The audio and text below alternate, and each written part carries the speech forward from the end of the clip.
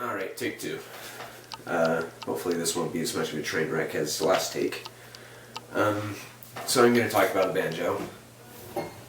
This is a banjo, in case you didn't know what it looked like. A bit about how long I've been playing the banjo. I got this when I was around 14 for my birthday. Played it for about a week and gave up. But I gave up a bit too easy, and the banjo just sort of sat around for 2 years, until I moved up to Manti, when I started playing it again because there wasn't really much for me to do. I didn't have any friends. I still don't have any friends. So, it just sort of sitting around in my room doing nothing all day. So I picked up the banjo again. And I stuck with it this time around. So I've been playing it for about 1.5 years. And now I can actually know how to play the banjo. And it's actually really enjoyable when you finally start to realize that you're getting good at it. Okay, so let's go over the parts of the banjo. Not everything, just what you actually need to know. First, the most basic part of the banjo: strings. Strings all have a number for each one. So the lowest string, lowest is in tone, not towards the ground. The lowest string, the D string, also known as the first string. Second string, which is the B string. G string, third string, G string. Fourth string, another D, high D string. And then the fifth string, which is the highest, which, funnily enough, also is sort of the highest when you put it like that. Highest string, also a G, high G.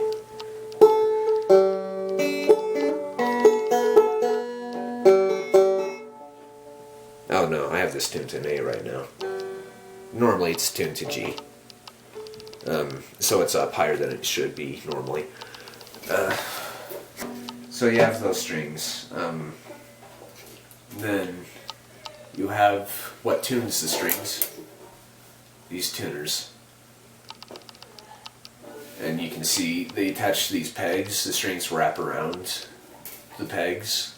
And then you turn these to turn the pegs. And it tightens the strings or loosens them. And then we have the frets. But basically, this is the first fret.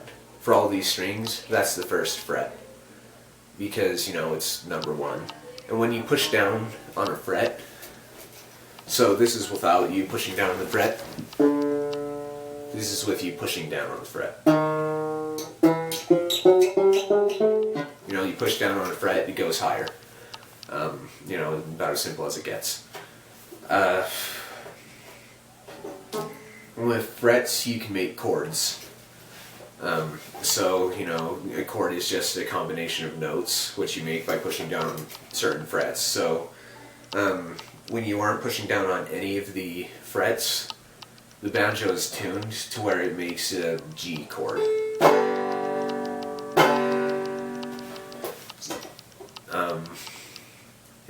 That's a different thing about the banjo, because it's normally tuned to the G chord.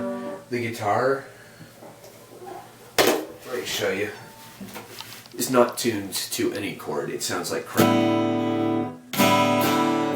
It doesn't sound good. But you can press down frets on the guitar itself, and that's a G chord.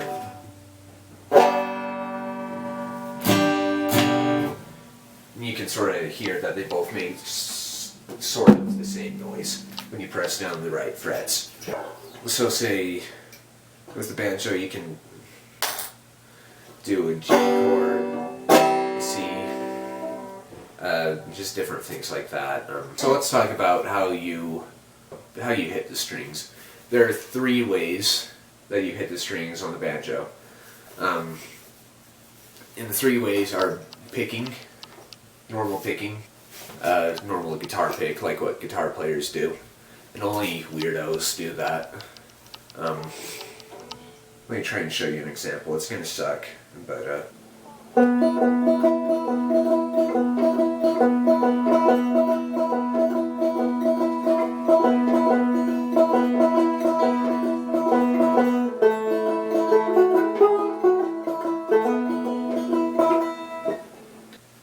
and you can also strum.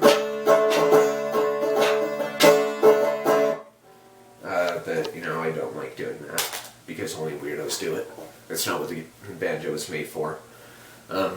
The other way, which I don't do either, is called claw hammer. And I don't do this because I have no idea how to do it. Sort of have an idea, I'm just not good at it. And basically the way you do it is you hold your hands in a claw shape. And basically there are 2 motions involved in the claw hammer style. And this is what feels weird to me, is that to pluck hit individual strings, you have to go down with your hand. Not like that, that would break your banjo, but so that's how you do it. And it doesn't feel right to me yet. And then the other motion involved in claw hammer is the strum, which doesn't feel too wrong to me. But the important thing about claw hammer is that you do a lot of resting with your thumb. And by resting, I mean your thumb, whenever you make a motion, like the hammer motion, or the downward picking, you'll notice the thumb rests on this very top string, the 5th string. And then when you strum also, you'll notice the thumb rests on the string.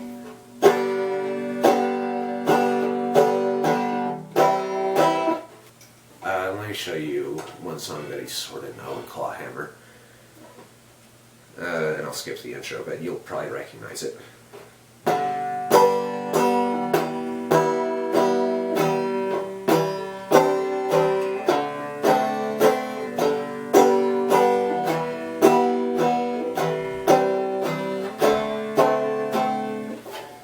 And yeah, it sounds like crap, but in case you don't recognize that song, just think Kermit the Frog, and you'll probably remember it.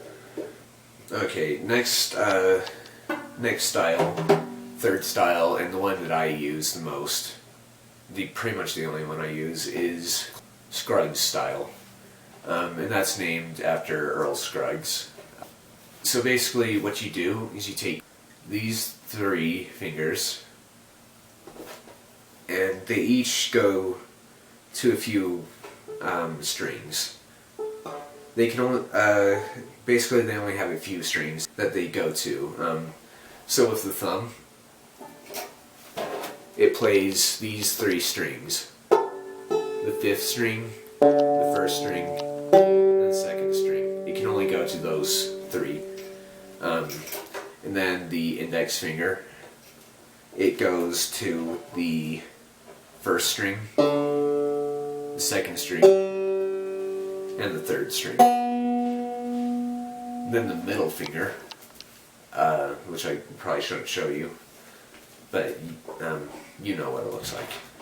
Hopefully you're not too familiar with it, but you know. The middle finger, for the most part, only uses the 4th string. That's it. It's all by itself up there. So you have those, and then you basically have your picking patterns that you learn for banjo, and those picking patterns are called rolls. And what I mean by rolls, it's easier just to show you. And that's just one. That's the first one that I learned. And there are more, basically just, you know, there's no really set rolls. You can do whatever you want, but it's better to have sort of this pattern that you can follow. Um, so, let me show you a little song that I know that sort of uses a couple.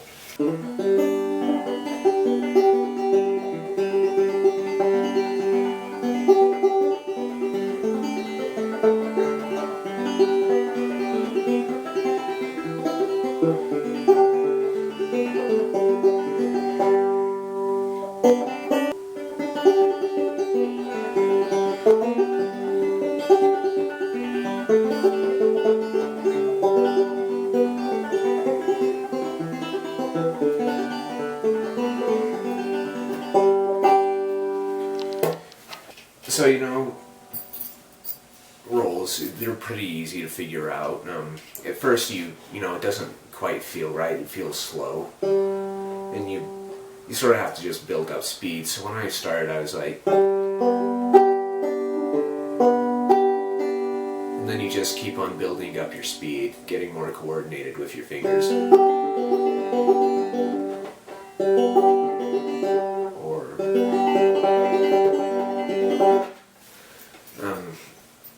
So, there's that. And then you're not quite as loud as you could be when you're picking just with your bare fingers.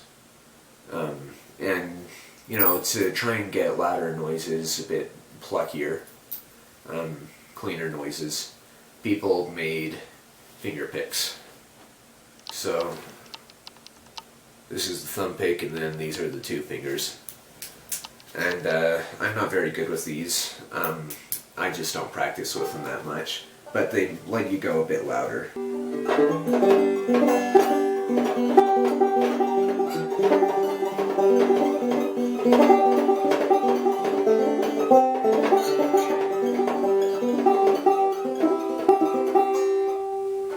So yeah, I'm kind of crap with those, and you'll notice I keep hitting the drum here, and it sounds like crap. But if I practice with them, I would actually, not sound terrible. But, for reference,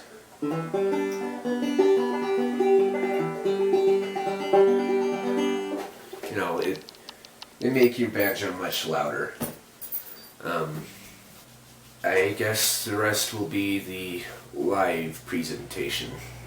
So, get your earplugs ready.